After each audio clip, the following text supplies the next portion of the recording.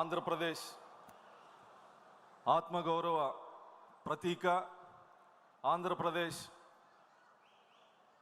స్ఫూర్తి ప్రదాత, ఆంధ్రప్రదేశ్ అభివృద్ధి ప్రదాత, గౌరవ ముఖ్యమంత్రి నా ఆరాధ్య దైవం నారా చంద్రబాబు నాయుడు గారికి, యువత స్ఫూర్తి ప్రదాత, నిరంతర పోరాట యోధుడు, జాతీయ ప్రధాన కార్యదర్శి నారా లోకేష్ గారికి, వేదిక మీద ఉన్నటువంటి తెలుగుదేశం పార్టీ అతిరథ మహారథులందరికీ, అదేవిధంగా వేదిక ముందున్నటువంటి తెలుగుదేశం పార్టీ కార్యకర్తలు, నాయకులందరికీ నమస్కారాలు తెలియజేస్తూ, రాష్ట్రం విధ్వంసం పునర్నిర్మాణం అనే తీర్మానాన్ని బలపరిచే అవకాశం ఇచ్చినటువంటి నాయకులకి మరొక్కసారి కృతజ్ఞతలు తెలియజేస్తూ, రాష్ట్ర విభజన తర్వాత 2014లో రాష్ట్ర ముఖ్యమంత్రిగా బాధ్యతలు తీసుకున్నటువంటి గౌరవ ముఖ్యమంత్రి నారా చంద్రబాబు నాయుడు గారు రాజధాని లేనటువంటి రాష్ట్రం, లోటు బడ్జెట్తో బాధ్యతలు స్వీకరించి, లోటు బడ్జెట్ ఉన్నప్పటికీ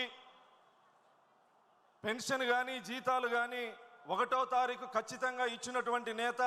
అదేవిధంగా భారతదేశంలో ఏ రాష్ట్రంలోనైనా పరిశ్రమల కోసమైనా రాజధాని కోసమైనా భూసేకరణ చేస్తారు. భూసేకరణ చేస్తే ఖచ్చితంగా రైతుల ఆందోళనలు, లాఠీ చార్జీలు ఇవన్నీ ఉంటాయి. కానీ భారతదేశంలో ఒక నాయకుడిని నమ్మి వేల మంది రైతులు 1000 ఎకరాలు భూములు సమీకరించి రాజధానికి ఇచ్చారంటే అది నా నాయకుడి మీద ఉన్నటువంటి నమ్మకమని మరొక్కసారి తెలియజేస్తూ, పోలవరం ఆగిపోయినటువంటి పోలవరాన్ని ముందుకు తీసుకెళ్లి ఎలక్షన్లో అప్పుడు చెప్పకపోయినా పట్టుసీమను నిర్మించి 1000 ఎకరాలకి సాగునీరిచ్చినటువంటి నాయకుడు నారా చంద్రబాబు నాయుడు గారు. లోటు బడ్జెట్తో రాష్ట్రంలో బాధ్యతలు తీసుకొని ఒక గాడిలో పెడితే ఒక్క ఛాన్స్ పేరు మీద వచ్చినటువంటి దుర్మార్గుడు జగన్మోహన్ రెడ్డి, అమరావతి రాజధానిని సర్వనాశనం చేసినటువంటి దుర్మార్గుడు.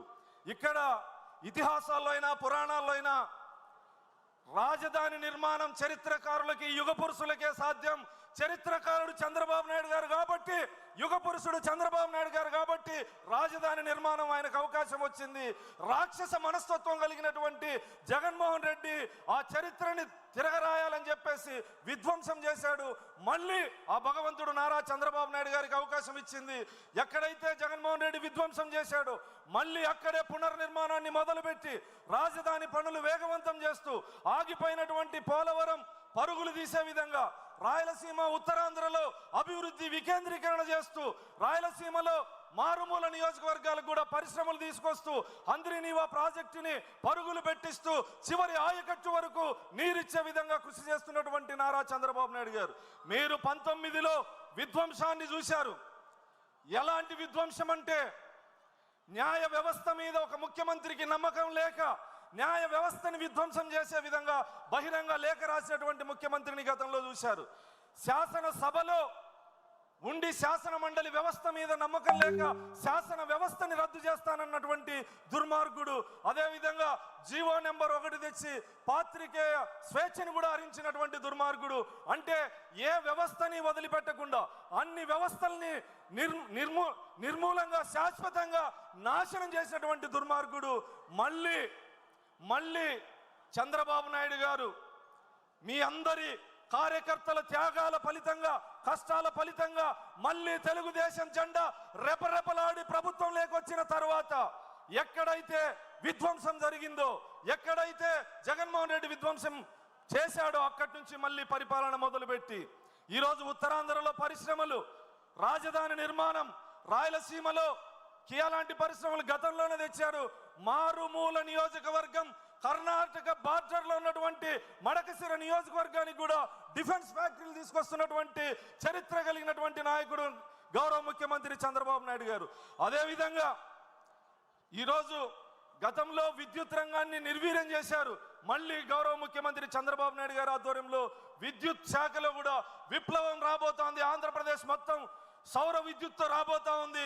సోలార్ ప్రాజెక్టులు రాబోతా ఉన్నాయి. మా ఒక్క నియోజకవర్గానికే దాదాపు 15,000 కోట్ల రూపాయలతో 4,000 మెగావాట్ల సోలార్ విద్యుత్తు శాంక్షన్ చేసినటువంటి చరిత్ర. అంటే ప్రతి నియోజకవర్గంలోనూ అభివృద్ధి, సంక్షేమం 2 కళ్ళుగా భావించి విధ్వంసం ఎంత స్థాయిలో జరిగిందంటే గతంలో ఎస్సీ ఎస్టీ బీసీ మైనారిటీ కాపు కార్పొరేషన్ని పూర్తిగా నిర్వీర్యం చేసి ₹1 రుణం ఇవ్వనటువంటి జగన్మోహన్ రెడ్డి పరిపాలన. మళ్ళీ గౌరవ ముఖ్యమంత్రిగా చంద్రబాబు నాయుడు గారు బాధ్యతలు తీసుకున్న తర్వాత మళ్ళీ అన్ని కార్పొరేషన్లకు జీవం పోసి ప్రతి కార్పొరేషన్ ద్వారా ఆయా కులాల అభివృద్ధికి కృషి చేస్తున్నటువంటి వ్యక్తి గౌరవ ముఖ్యమంత్రి చంద్రబాబు నాయుడు గారు. గతంలో పోలీస్ వ్యవస్థని జోబు సంస్థగా వాడుకొని ప్రైవేట్ సైన్యంలో వాడుకొని చేయనటువంటి దుర్మార్గాలు లేవు. తెలుగు ప్రజలు ఆరాధించే చంద్రబాబు నాయుడు గారిని కూడా జైల్లో పెట్టినటువంటి దుర్మార్గుడు, వేదిక మీద ఉన్నటువంటి అనేక మంది నాయకుల మీద, వేదిక కింద ఉన్నటువంటి కార్యకర్తల మీద అక్రమ కేసులు పెట్టి వేధించినటువంటి దుర్మార్గుడు జగన్మోహన్ రెడ్డి అని సందర్భంగా తెలియజేస్తూ, మళ్ళీ ఈ రాష్ట్రంలో ప్రజాస్వామ్య పరిపాలన జరుగుతూ ఉంది. గౌరవ ముఖ్యమంత్రి చంద్రబాబు నాయుడు గారి ఆధ్వర్యంలో పరిశ్రమలు, సాగునీటి ప్రాజెక్టులు, తాగునీటి ప్రాజెక్టులు అన్ని మళ్ళీ ఆంధ్రప్రదేశ్లో జీవం పోసుకోబోతా ఉన్నాయి. ఖచ్చితంగా శత్రువులు సైతం గౌరవ ముఖ్యమంత్రి గారి గురించి మాట్లాడాల్సి వస్తే క్రీస్తు పూర్వం క్రీస్తు శకం లాగా అభివృద్ధిని తెలుగు రాష్ట్రాల్లో మాట్లాడుకోవాల్సి వస్తే చంద్రబాబు నాయుడు గారికి ముందు, చంద్రబాబు నాయుడు గారి తర్వాతని ఖచ్చితంగా భావితరాలు కూడా మాట్లాడే విధంగా తెలుగు రాష్ట్రాలని అభివృద్ధి చేస్తున్నటువంటి గౌరవ ముఖ్యమంత్రి గారికి ఈ సందర్భంగా కృతజ్ఞతలు తెలియజేస్తూ, ఈ తీర్మానాన్ని బలపరిచే అవకాశం ఇచ్చినందుకు కృతజ్ఞతలు తెలియజేస్తూ, చివరిగా తెలుగుదేశం పార్టీలో కష్టపడి పనిచేసే కార్యకర్తలు ఏ స్థాయికైనా రావచ్చు అనడానికి నేను ఒక ఉదాహరణ. నిరుపేద దళిత కుటుంబంలో పుట్టి తెలుగుదేశం పార్టీని, గౌరవ ముఖ్యమంత్రి చంద్రబాబు నాయుడు గారిని నమ్మి పనిచేస్తే ఎటువంటి బ్యాక్గ్రౌండ్ లేనటువంటి, గాడ్ ఫాదర్ లేనటువంటి ఒక సామాన్య కార్యకర్తని ఈరోజు శాసనసభ్యుడు చేసినటువంటి సందర్భం మీ అందరికీ తెలుసు. కష్టపడి పనిచేస్తే గాడ్ ఫాదర్లు మనకు అవసరం లేదు. మన God Chandrababu, God father Nara Lokesh గారు, మధ్యలో అంబికా దర్బార్ బత్తులు అవసరం లేదు. దానికి నేను ఒక ఉదాహరణ చెప్పి సందర్భంగా తెలియజేస్తూ, చివరిగా నేను ఒక నిరుపేద దళిత కుటుంబంలో పుట్టా, వివక్షత అణిచివేతను అనుభవించా.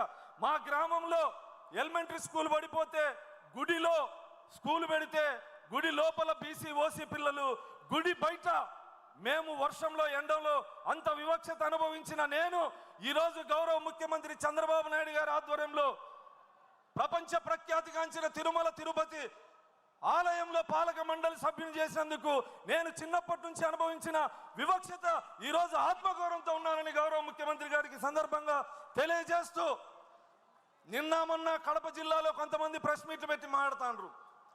తెలుగుదేశం జెండాలు ఎక్కడెక్కడో కట్టారు, మేము అధికారం లేకొస్తే తెలుగుదేశం పార్టీ నాయకుల ఇళ్ల మీద కడతామని చెప్పి ఈ సందర్భంగా నేను హెచ్చరిస్తా ఉన్నా.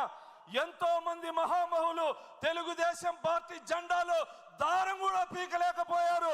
తెలుగుదేశం పార్టీకి కార్యకర్తలు అండ ఉన్నంత వరకు, నారా చంద్రబాబు నాయుడు గారి నాయకత్వం, నారా లోకేష్ గారి నాయకత్వం ఉన్నంత వరకు మీ ఉడత ఊపులకు ఎవ్వరు భయపడరని సందర్భంగా తెలియజేస్తూ, గౌరవ ముఖ్యమంత్రి వర్యులకి, జాతీయ అధ్యక్షుల వర్యులకి ఒక చిన్న విజ్ఞప్తి.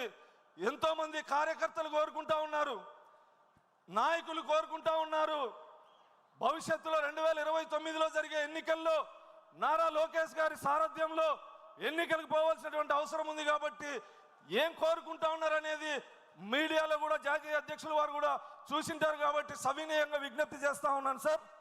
జై హింద్, జై భీమ్, జై తెలుగుదేశం.